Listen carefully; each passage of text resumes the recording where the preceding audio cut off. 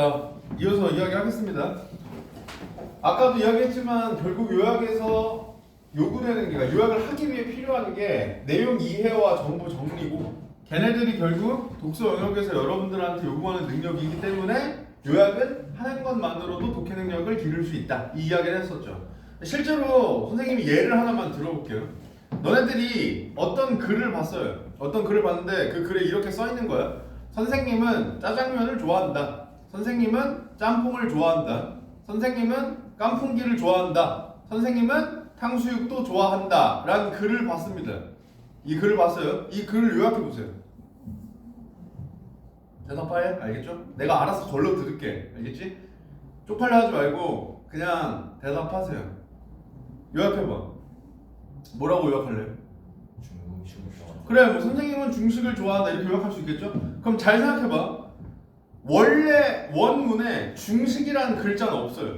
그죠? 그리고 너네들이 중식을 좋아한다고 요약하는 데 있어서 내가 불러준 문장들을 암기하고 있는 것도 아니죠.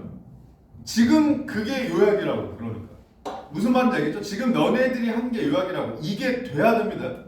바꿔볼게. 선생님은 짜장면을 좋아한다. 선생님은 짬뽕을 좋아한다. 선생님은 라면을 좋아한다. 선생님은 스파게티를 좋아한다. 얘는 어떻게 요약할래요? 선생님 그래, 면을 좋아한다고 이렇게 할 수 있겠죠? 이게 되는 게 요약의 핵심이라고요. 지금 너네들이 내가 불러준 글을 요약할 수 있었던 이유는 뭐예요? 내가 불러준 정보는 이해하기 쉬워. 그죠? 그러니까 너네들이 충분히 이해할 수 있어요. 그리고 정리도 할 수 있죠. 그러니까 요약이 된 거죠. 어려운 수준의 글을 지금 너네들이 한 것처럼 만드는 게 목표라고. 무슨 말인지 아시겠죠? 그러니까 처음에 내가 너네들한테 얘들아 요약은 글 안 보고 하는 거야? 라고 이야기했을 때 좀 당혹스러웠을 수 있지만 지금은 그 말의 의미가 무슨 말인지 이해가 가시죠? 이렇게 돼야 됩니다. 이걸 우리는 연습을 할 거예요. 자, 근데 사실 이 이야기를 해도 당연히 한 방에 되진 않아요. 한 방에 되진 않아. 그죠? 그래서 글 전체 요약이 힘들면 문단 단위부터 시작합니다. 그러니까 한 문단부터 요약을 해보려고 하는 거예요. 제일 중요한 건 뭐야? 안 보고 하는 거예요. 계속 강조하지만 안 보고 하는 게 제일 중요해. 그리고 단어 하나하나에 요약할 때 집착하지 마세요. 그러니까 무슨 말이냐면 되게 중요한 개념어야. 근데 그 개념어를 안 보고 하려니까 기억이 잘 안 나. 그러면 그냥 괄호 쳐두세요. 아니면 뭐 동그라미로 빈칸을 만들어 두던가. 왜냐하면 실제 시험장에서는 그런 단어들이 기억이 안 나도 가서 눈으로 확인하면 그만입니다. 근데 우리는 지금 이해하고 정리하는 연습을 하기 위해서 요약을 하는 거죠. 그러니까 그 단어가 기억이 안 난다고 글을 보지 말라 이 얘기예요. 무슨 말인지 알겠지? 그냥 비워둔 상태로 요약해요. 문단 단위도 힘들어? 그럼 문장 단위로 시작합니다. 그러니까 한 문장을 안 보고 요약하려고 해보는 거예요. 문장이기 때문에 암기하려고 하기 십상입니다. 그럼 안 돼. 알겠죠? 한 문장을 외워서 적으라는 게 아니야. 그 문장을 요약하라는 건 너네들 말로 표현해보라 이 얘기입니다. 내가 이해한 바로 적어보는 거예요. 아시겠죠? 문장 단위가 힘들어? 그러면 분명히 어휘가 문제가 생긴 겁니다. 그러니까 거기에 어떤 어휘의 의미를 명확하게 알지 못하는 거야. 그러니까 그럴 때는 어휘를 확인하고 축자적으로 해석하는 것부터 시작해 보는 겁니다. 그럼 제가 여기서 부연 설명을 몇 가지 할게요. 첫 번째, 어휘 확인. 얘는 내가 어떤 숙제를 내주든 간에 너네들이 무조건 해와야 돼요. 그러니까 무슨 말이냐면 내가 수업 중간중간에 너네들한테 까다로워 보이는 어휘의 의미를 물어볼 겁니다. 야, 이거 무슨 뜻이야? 이렇게 물어볼 거예요. 근데 그때 그 어휘의 의미를 여러분 나름대로 사전에서 찾아오고 그 사전에서 찾아온 의미를 보고 있는 건 뭐라고 안 할 겁니다. 알겠죠? 우리말이니까 영어 단어 외우듯이 암기할 필요는 없어요. 암기할 필요는 없어요. 그냥 보고 나한테 선생님 사전 찾아봤는데 이런 뜻입니다 라고 이야기하는 건 뭐라고 안 할 거예요. 잘했다고 할 겁니다. 근데 야, 이 어휘 뭐야? 라고 물어봤는데 모르거나 아니면 내가 납득하지 않는 의미 있죠. 너무 뭉뚱그려 놓은 의미를 이야기하면 개지랄 할 겁니다. 알겠는데 진짜 어휘 가지고 진짜 심하게 지랄할 거예요. 알겠죠? 이 어휘 가지고 내가 지랄하는 이유는 역시 마찬가지예요. 너네를 괴롭히면서 쾌락을 느끼기 때문이 아니라 첫 번째로는 얘를 역시 또 시키는 거고요. 그러니까 이 어휘의 의미를 선생님이 물어볼 거고 저 새끼한테 내가 이 의미를 납득시킬 수 있을까를 너네 스스로 생각하라 이 말이에요. 무슨 말인지 알겠죠? 내가 이 어휘를 진짜 알고 있나? 이걸 스스로 생각하는 습관을 들이라 이 말이야. 이게 첫 번째고요. 두 번째로는 모르는 어휘를 찾는 행위가 그냥 당연해져야 됩니다. 이게 그냥 습관화 돼야 돼요. 아, 이건 이런 뜻이구나 라고 너네들이 알고 넘어가는 거. 모르는 어휘는 찾아서 알고 넘어가는 거. 이게 그냥 내가 시켜서가 아니라 너네들 스스로 당연히 하게끔 만들어야 돼요. 그게 목표야. 그래서 초반에 계속해서 뭐라고 할 거예요. 알겠죠?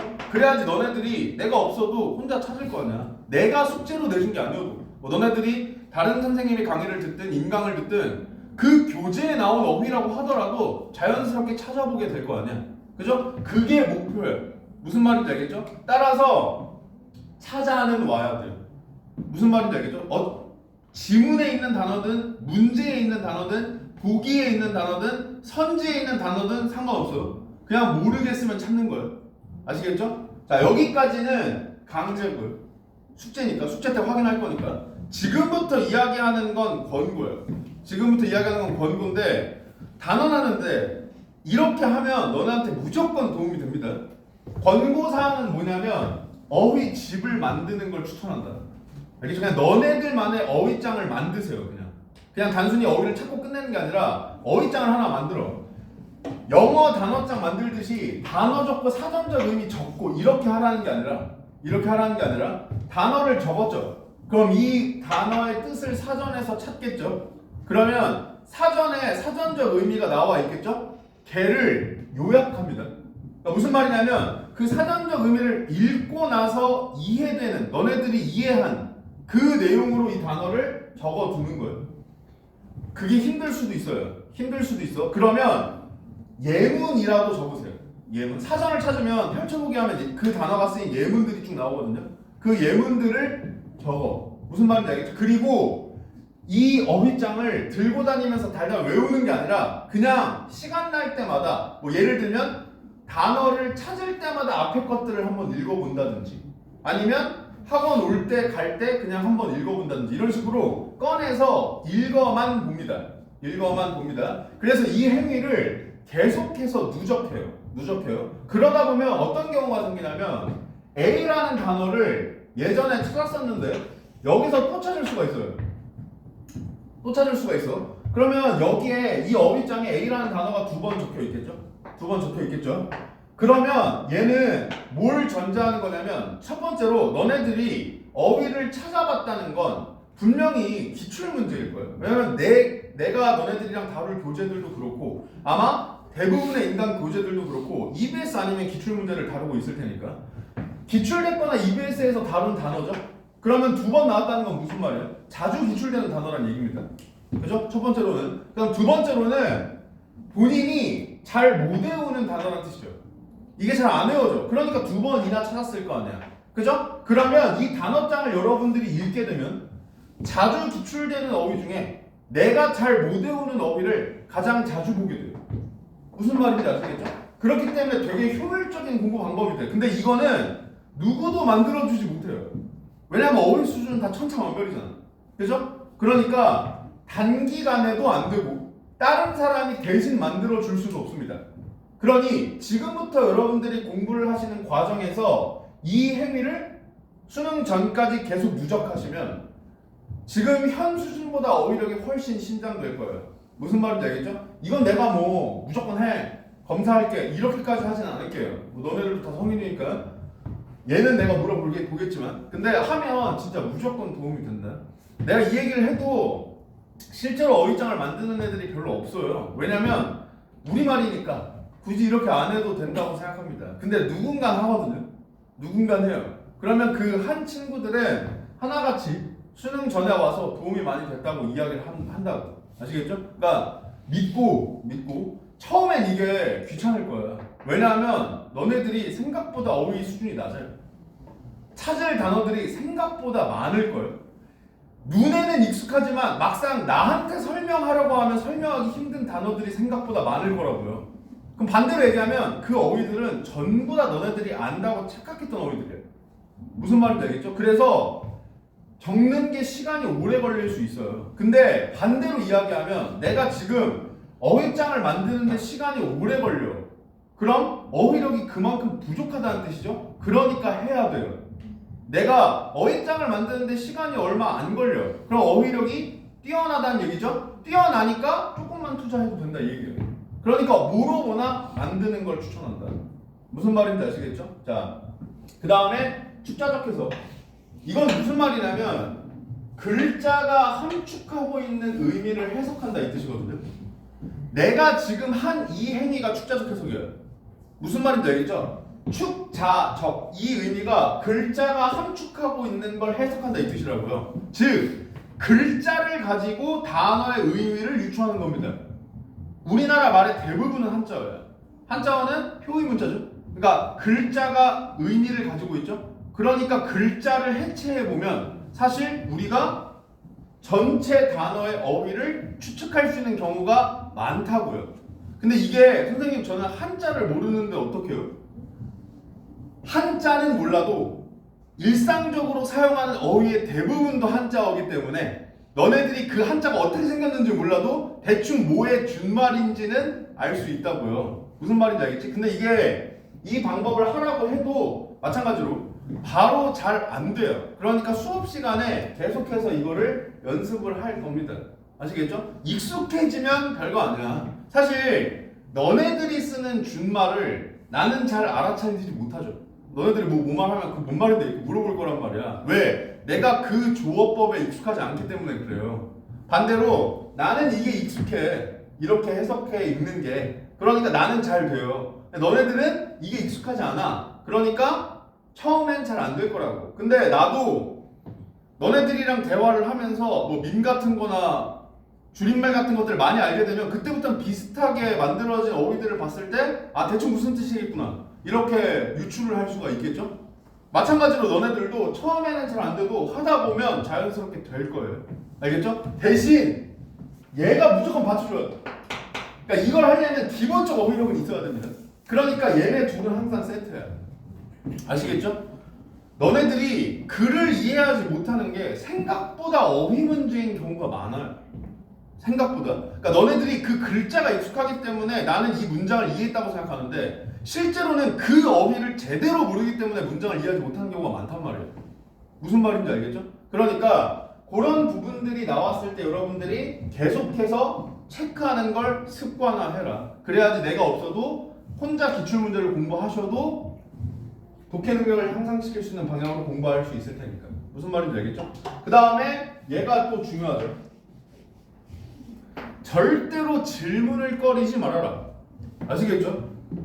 공부는 모르는 걸 알아가는 거라고 그랬죠. 쉽게 얘기하면. 근데 너네들이 나한테 강의를 듣는 내용을 전부를 모르진 않을 거야. 그죠? 근데 내가 예를 들어서 좀 극단적으로 90을 알아도 강의를 통해 나머지 10을 채울 수 있다면 그 강의는 들어야 돼요.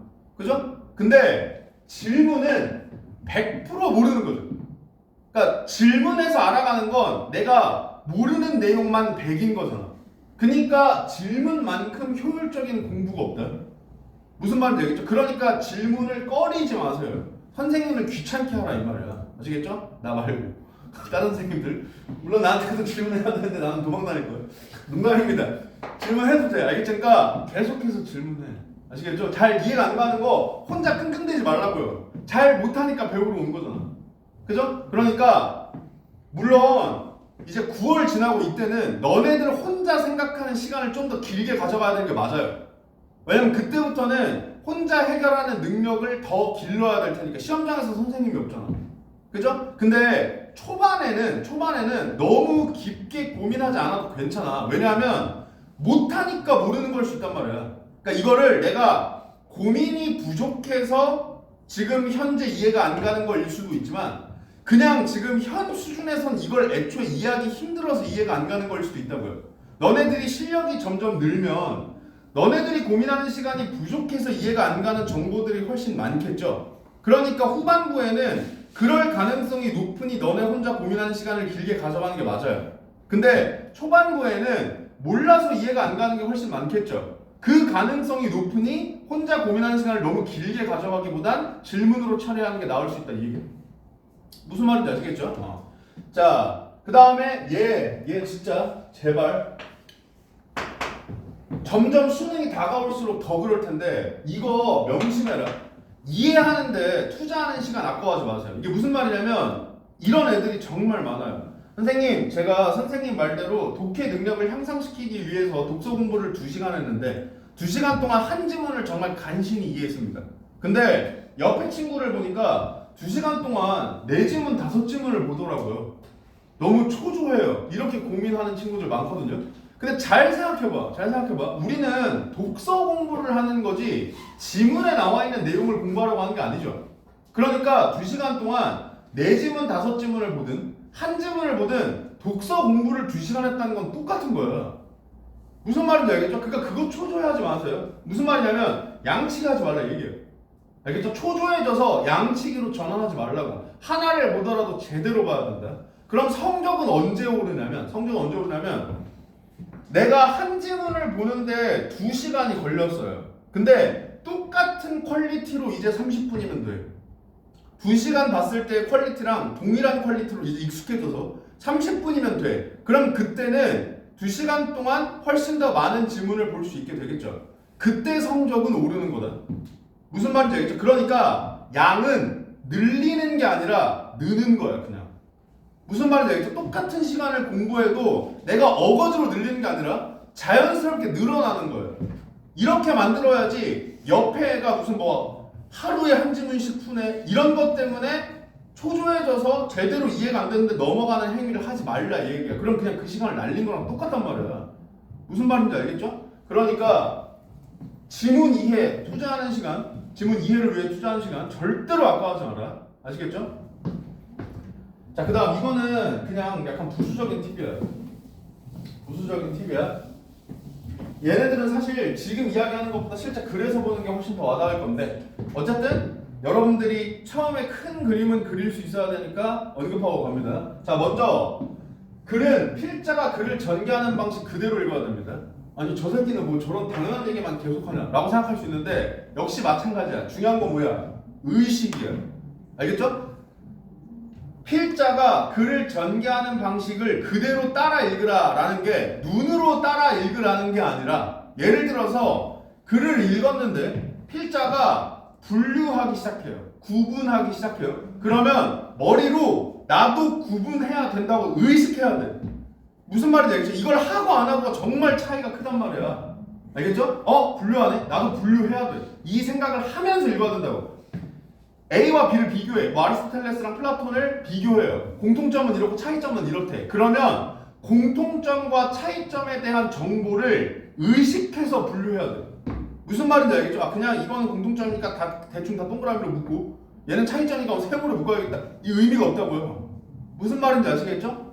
그 이야기고요. 역시 글을 읽으면서 계속해서 내가 강조할 겁니다. 그 다음 밑줄과 기호, 나름의 체계를 세워두고 활용한다. 이건 무슨 말이냐면 여기에 사실 내가 너네들이 푸는 걸 한 번도 못 봤기 때문에 나중에 내가 너네들이 상담이나 뭐 질문을 하기 위해서 지문을 가지고 오면 아마 너네들이 지문을 읽은 거 내가 한번 쭉 볼 거예요. 쭉 볼 건데 그때 뭘 보는 거냐면 얘를 보는 거거든요. 예?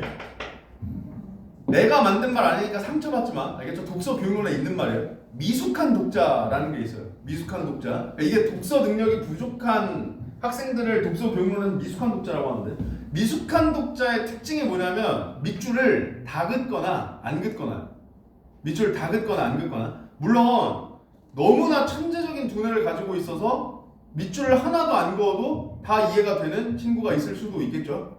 근데 그런 친구는 재수를 하지 않겠죠. 그러니까 여기는 없을 거란 말이야. 그러니까 사실 밑줄을 아예 안 긋는 것도 다 긋는 것도 문제가 있다 이 말이야. 내 생각이 아니라 독서 교육론에서 그렇게 진단한다 이 얘기야. 왜냐하면 밑줄을 왜 긋는지를 생각해 봐야 돼요. 밑줄을 치든 아니면 뭐 동그라미, 세모, 기호를 표시하든 너네들 그거 왜 하는 거예요?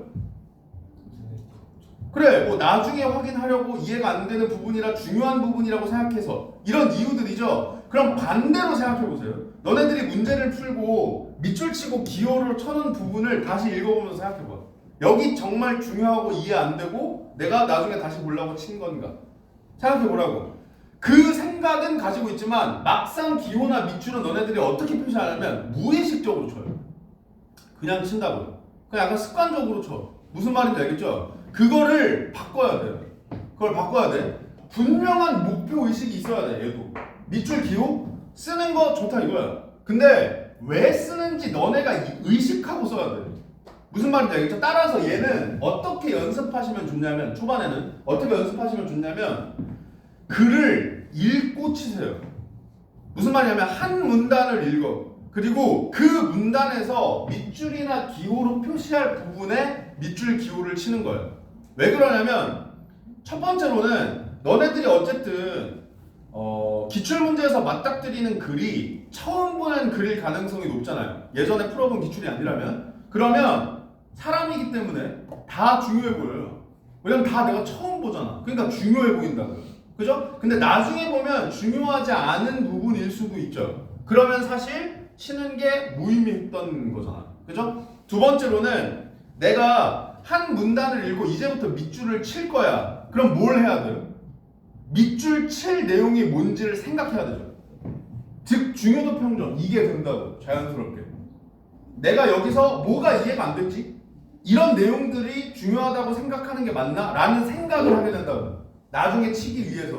무슨 말인지 알겠죠? 세 번째, 밑줄을 치기로 결정한 부분에 밑줄을 쳐. 혹은 기호로 표시해. 그러면 그 부분은 너네들이 이해가 안 됐거나 중요하다고 생각한 정보죠. 그 부분에 밑줄 혹은 기호를 표시하면서 그 정보를 다시 읽게 됩니다. 무슨 말이야? 너네가 중요하다고 생각한 정보는 두 번씩 읽게 돼요. 무슨 말인지 알겠죠? 그렇기 때문에 처음에는 읽고 치는 방식으로 연습을 하면 좋아요. 궁극적으로는 읽으면서 돼야 돼, 사실은. 읽으면서 이건 친다 안 친다 이런 것들 너네들이 무의식적으로 돼야 돼. 무의식적으로 돼야 돼. 근데 너네들이 그게 돼서 무의식적으로 치고 있는 게 아니잖아. 진짜 무의식이잖아. 그죠? 그 습관을 잡아두고 나중에 무의식적으로 치게끔 바꾸라 이 얘기예요. 아시겠죠? 그러니까 처음에는 여러분들이 글을 읽을 때 밑줄 기호도 읽고 치는 걸 한번 연습을 해보세요. 아시겠죠? 자, 그 다음 지문에서 정의하는 개념 반드시 이해한다. 이거 뭐 당연한 얘기죠. 근데 얘는 또 뭐를 생각해야 되냐면 우리가 일상적으로 사용하는 어휘를 지문에서 재정의하는 경우가 있어요. 그죠? 우리가 일상적으로 사용하는 이 어휘의 의미는 이런 뜻인데 그래서는 얘를 이렇게 정의하겠다라고 밝히는 경우가 있단 말이야. 그죠? 그러면 그런 어휘는 특히 더더욱 중요하게 체크를 해야 됩니다. 왜? 무의식적으로 내가 평상시 알고 있는 어휘의 의미로 해석하지 않게끔 의식해야 돼. 아시겠죠? 자, 그 다음에 예시는 앞에 나온 개념을 적용하면서 읽는다. 이건 무슨 말이냐면 예시가 중요하다는 건 다 알아요. 그죠? 뭐 선생님들 중에서 예시를 강조하지 않는 선생님은 없잖아. 그죠? 그럼 너네한테 물어볼게요. 예시가 왜 중요해요? 얘가 왜 중요한데? 그 예시를 왜 정독해야 되는데? 내가 지금 너네들한테 강의하는 것도 일종의 설명이죠. 무슨 말이냐면 내가 강의하는 내용을 만약에 글로 썼다라고 한다면 설명문이 되겠죠? 그럼 바꿔서 생각해봐. 내가 지금 너네들한테 오리엔테이션을 진행하면서 언제 예를 들었는지를 생각해보세요. 저 사람이 언제 예를 들었지? 생각해보면 예시를 드는 경우는 첫 번째, 예를 들어서 설명해야 될 만큼 중요한 정보이기 때문에 예를 듭니다. 그렇게 중요하지 않은 정보는 굳이 예를 들어서 설명하지 않아요. 두 번째, 예를 들지 않으면 이해하기 힘들 것 같으니까 예를 들어요.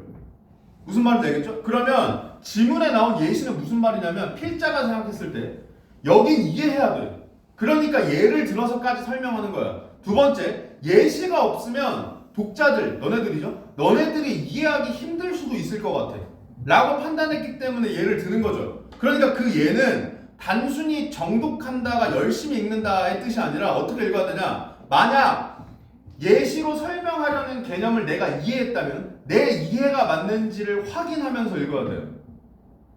만약에 앞에 개념이 이해가 안 됐어. 그러면 예시를 통해 이해하려는 의식을 가지고 읽어야 돼요. 무슨 말이야? 예시에 나와 있는 내용이 앞에 개념 뭐를 지금 설명하고 있는 건지를 확인하면서 읽어야 된다고. 아, 이 개념이 이런 뜻이었구나를 이해할 수 있게끔 만들어야 된다 이 뜻입니다. 아시겠죠? 자, 역시 글을 보면서 설명하면 여러분들이 조금 더 이해하기가 쉬울 겁니다. 그 다음 뭐 예외 상황 체크하고 이런 것들은 그냥 기본적인 거죠. 이거 솔직히 얘기하면 독해 능력보다도 문제에서 자주 만드니까 있는 약간 스킬이야. 그죠? 그러니까 이런 것들은 사실 중요도가 그렇게 높진 않습니다. 너네들이 글을 읽고 문제를 풀고 이 연습들을 반복적으로 하다 보면 나중엔 자연스럽게 늘게 될 거예요. 그래서 뭐 특징적인 전개 방식 이런 것도 마찬가지고 뭐 이런 내용들은 실제 글을 통해서 우리가 살펴보는 게 나을 테니까 여기까지가 오리엔테이션이고요. 여기까지 오리엔테이션이고 그래서 지금 교재 제일 첫 지문을 펼치세요. 제일 처음에 보시면 얘도 이제 평가원 기출입니다. 평가원 기출이야. 아마 이미 풀어본 친구들도 있을 거예요. 이미 풀어본 친구들도 있을 거예요. 그래서 지금 어떻게 할 거냐면 지금은 그냥 원래 너네들이 하던 대로 읽고 문제를 풉니다. 알겠죠? 그냥 평상시 너네들이 하던 대로 하시면 돼요. 그리고 나서 이제 나랑 시간이 허락하는 데까지 같이 볼 거예요. 같이 볼 거야. 나머지는 숙제로 나갈 거고. 너네들이 뭘 해야 되냐면 그러니까 기본적으로 내 수업은 다른 수업도 마찬가지겠지만 숙제는 무조건 해와야 돼. 내가 숙제 양을 많이 주진 않을 겁니다.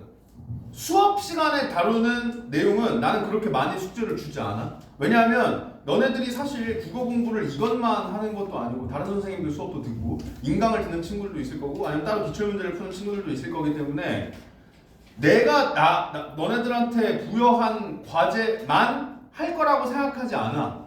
그렇기 때문에 많이 주진 않아. 물론 선생님 저는 뭔가 문제를 더 풀고 싶습니다 라고 하면 그런 친구들한테는 따로 줄 수 있어요. 근데 어쨌든 공식적으로 너네들한테 부여하는 과제의 양은 많이 주지 않을 거다. 대신 무조건 해와야 돼. 그 과제를 무조건 충실히 해와야 돼. 왜냐하면 너네들이 실제 수업 시간에는 뭘 들어야 되냐면 너네들이 해온 거랑 나를 비교해야 돼. 비교해야 돼. 그러니까 너네들의 선행 작업이 무조건 있어야 돼. 나는 쟤를 이런 식으로 읽어서 이 부분이 이해가 안 됐는데 선생님은 저걸 저렇게 읽네. 그랬더니 저게 이해가 되네. 라고 생각되는 지점을 적어야 돼요. 그러니까 지문을 내가 막 정리하겠지. 어쨌든 수업이니까. 자, 이런 여기서는 뭐 이렇게 정리할 수 있겠죠. 하겠죠. 이건 중요하지 않아. 왜? 이 지문의 내용을 공부하려고 우리가 이 수업을 듣는 게 아니잖아. 그러니까 실제로 너네들이 들어야 될 거는 너넨 못했는데 나는 하는 거. 그 방법을 가져가야 돼. 그 방식을, 독해 방식을 가져가야 된다고. 그걸 하려면 너네들이 미리 내가 이렇게 풀었다라는 사고가 있어야 돼. 그래야지만 그걸 가져갈 수 있거든요. 그래서 숙제는 무조건 충실히 해와야 돼. 아시겠죠? 지금은 첫 시간이기 때문에 숙제로 여러분들이 풀어온 게 없잖아. 그러니까 지금은 원래 너네들이 풀던 방식대로 그 세트를 한번 풀어보라 이 뜻입니다. 알겠죠? 시간은 조금 넉넉하게 줄게요. 넉넉하게 한 10분 정도 주겠습니다. 10분 정도. 한 세트 10분이면 넉넉하잖아. 그죠? 자, 준비하시고 그냥 부담 갖지 말고 푸시면 돼요. 원래 풀던 대로 푸세요.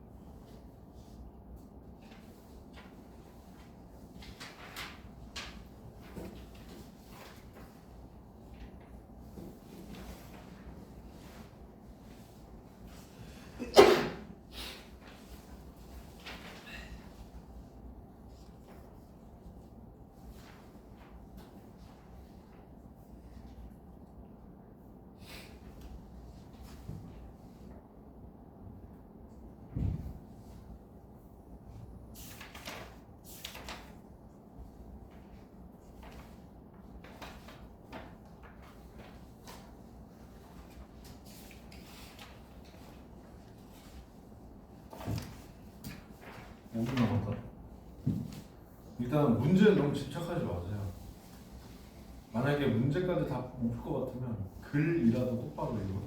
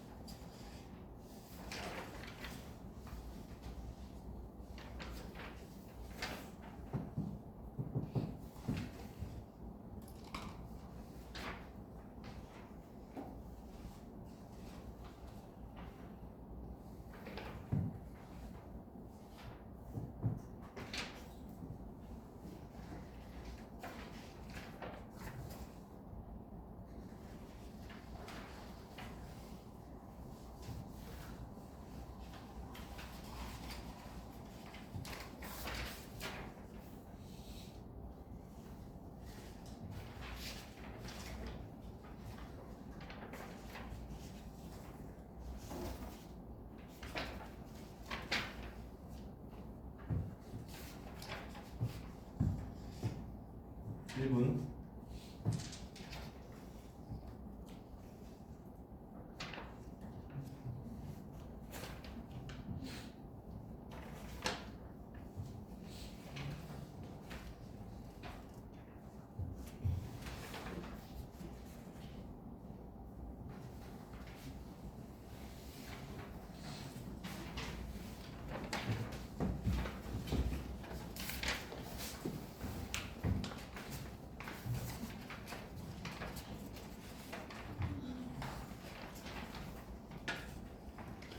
마무리하세요.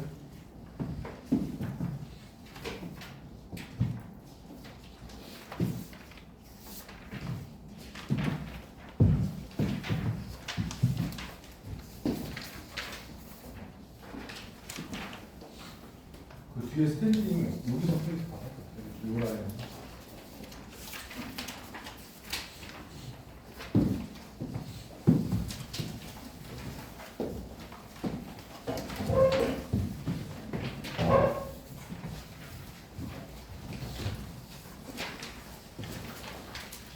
자, 프린트에 대해서는 조금 이따가 설명을 하고요. 지금 뭐 시간이 많이 남지 않았으니까 간략하게 방향성이라도 설명을 하기 위해서 앞부분의 내용만 조금 같이 보고 그 다음 프린트를 어떻게 활용하시면 되는지 설명하고 마무리하도록 하겠습니다. 사실 이 글이 쉬운 글은 아니에요. 그러니까 뭔가 어려운 내용을 담고 있다기보다 비슷하게 생긴 글자들이 많죠. 그 개념들을 여러분들이 잘 구별하면서 읽지 않으면 정보가 막 뒤섞여가지고 헷갈리는 약간 그런 유형의 글이거든요. 그래서 초반 부분을 일단 나라면 어떻게 읽는지를 보여줄 겁니다. 알겠죠? 그러니까 지금 방금 전에 너네들이 글을 읽었잖아요. 그때 너네들이 했던 생각과 비교하면서 읽어보세요. 아시겠죠? 자, 봅니다. 앞에만 보세요, 이제. 그리고 생각하면서 들어야 돼. 아시겠죠? 그냥 내가 말해주는 걸 들으려고 하면 안 되고 머릿속으로는 계속해서 내 말이 이해가 되는지 납득이 되는지 그리고 너네들 생각과 어떻게 다른지를 비교해야 돼. 갑니다. 국가 지방자치단체와 같은 행정 주체가 행정 목적을 실현하기 위해 국민의 권리를 제한하거나 국민에게 의무를 부과하는 행정규제는 국회가 제정한 법률에 근거해야 한다. 일부러 빨리 읽은 거야. 무슨 말이냐면 이게 첫 문장부터가 엄청 길어요. 무슨 말이냐면 여기를 눈으로 따라가면서 읽잖아? 그럼 이미 여기부터 날아갔을 거야. 아마. 그럼 이 글 다 망가지는 거거든요. 그러니까 일단 여기를 제대로 읽었는지부터 생각해야 돼요. 여기서 내가 계속 강조하겠다고 하는 내용 있죠? 한 번에 확인해야 될 정보의 양은 적으면 적을수록 좋다. 얘가 일단 왜 어렵냐면 수식 구조가 많아요. 그러니까 무슨 말이냐면 이게 PPT로 띄워놔서 이 정도지만 실제로 시험장에서 보면 이게 3줄인가 4줄짜리거든요. 한 문장이 그 정도야. 그럼 그 문장을 눈으로 쭉 따라가면서 이해할 수 있다? 이건 사실 힘들 수 있다고요. 문제는 너네들 스스로 그 판단을 안 해요. 내가 이걸 이해했는지를 생각을 안 한다니까? 여기 어려운 단어가 없죠. 단어 중에 뭔가 이건 무슨 뜻이지 싶은 단어가 없잖아. 그럼 너네들은 이걸 눈으로 읽으면서 이해했다고 생각한다고. 무슨 말인지 처음에 이야기했던 게 그런 내용이야. 그래서 스스로 일단 생각해 봐야 돼. 내가 이 문장이 이해가 됐나? 만약에 이해가 됐는지를 어떻게 점검하면 된다 그랬어요. 납득을 했는지 생각해 봐야 돼. 근데 이 한 문장만 가지고 이게 무슨 뜻인지 납득했는지 판단하는 게 힘드니까 어떻게 하면 돼요? 문장 단위 요약이 되는지 생각해 봐야 돼요. 무슨 말이냐면 지금 요 문장 읽었죠? 아까도 읽었죠? 앞에 봐. 여기 보지 말고 나 봐. 나 요약해 보세요. 저 문장이 무슨 뜻인데? 이게 안 되면 이해가 안 된 거라고. 무슨 말인지 알겠죠? 그럼 넘어가면 안 돼. 넘어가면 안 돼. 얘를 잡고 가야 돼. 자, 그래서 여기서 요런 유형의 요런 유형의 문장들, 긴 문장 같은 경우에는 어떻게 읽으시면 되냐면 첫 번째로는 우리나라 문장은 서술어 중심의 문장이라는 걸 아셔야 돼요.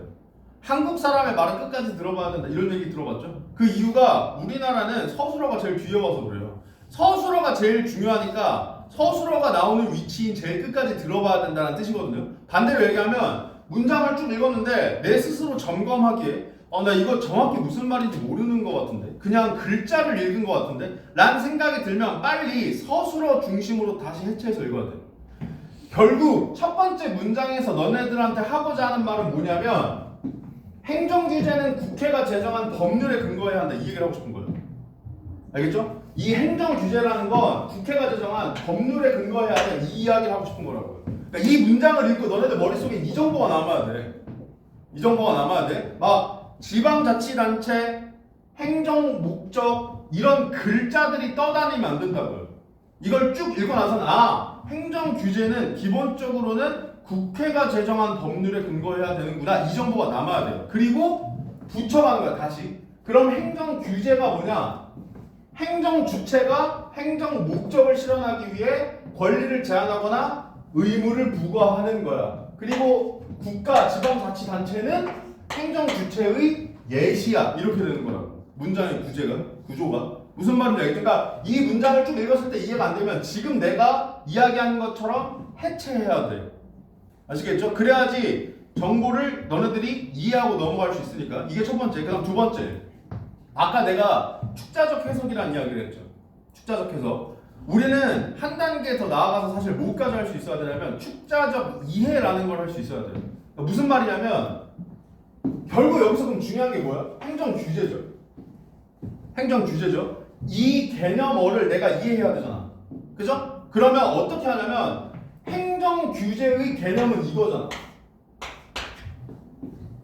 이거죠? 얘를 요약한 다음, 요약하라는 게 무슨 말이야? 내 스스로 내가 이해한 말로 표현할 수 있어야 돼. 요약한 다음 이 글자에 붙여놔야 돼. 무슨 말이냐면 내가 이해했어? 그럼 굳이 여기 있는 표현을 빌리지 않아도 말할 수 있어야 되죠. 그 말을 할 때 여기 있는 글자를 최대한 활용해서 말하려고 하는 거야. 왜 이런 행위를 하냐면 그렇게 해두면 어차피 우리가 시험장에서는 이 글자는 선제해서 계속 주잖아. 이 글자를 보고 이 개념 정의를 환기할 수 있게 만들어 놓는 겁니다. 무슨 말인지 알겠죠? 그러면 여기 나와 있는 내용을 외우려고 하지 않아도 되잖아. 이 글자를 보고 떠올릴 수 있게 만들어 놓으면 이 글자 보고 그거 떠올리면 되잖아. 무슨 말인지 알겠어? 그러니까 예를 들면 이런 거야. 아직도 뭐 추상적이라서 와닿지 않을 수 있으니까 나는 여기를 읽으면서 이 행정 규제를 읽고 어떻게 이해했냐면 결국 행정 규제라는 건 행정 주체가 국민을 규제하는 거구나 이렇게 했다고 생각. 무슨 말인지 알겠죠? 그럼 나중에는 행정 규제란 단어를 봤을 때 그 뜻을 떠올리기만 하면 돼요. 행정 주체가 국민을 규제하는 거 그걸 국회가 제정한 법률에 근거해야 된다고 이렇게 이해하고 넘어간다고요. 무슨 말인지 알겠죠? 행정 주체의 예시는 국가와 지방자치단체죠. 얘네들은 배경 지식으로 알고 있다면 납득하면 되고 배경 지식을 모르고 있다면 이것까지 굳이 머릿속으로 우겨넣으려고 하지 말고 이런 데 기호든 밑줄을 치는 겁니다.